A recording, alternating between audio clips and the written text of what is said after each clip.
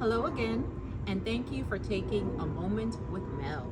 This is our second video of the year, and remember in our last video we were talking about maintaining homeostasis, which is that internal balance that leads to our survival and also our body functioning correctly. Now today we are going to talk about what we are putting in our body, because that is a very important part of what helps us to maintain homeostasis. Now, as I was talking about another time, some of the diseases that we see, some of the conditions that we see that used to happen in our 40s and 50s and 60s, we are now seeing in our school-age children, and we're also seeing in our young adults.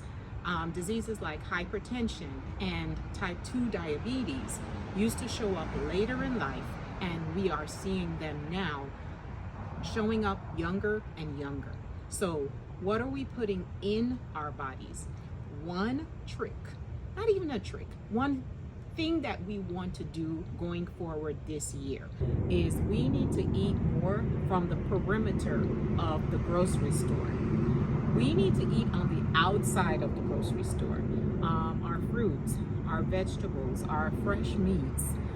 Anything on the outside of the grocery store is where you primarily need to be. Once we go on the inside aisles of the grocery store, if you think about it, we have our chips, we have our cookies, we have our anything that has a lot of preservatives in it.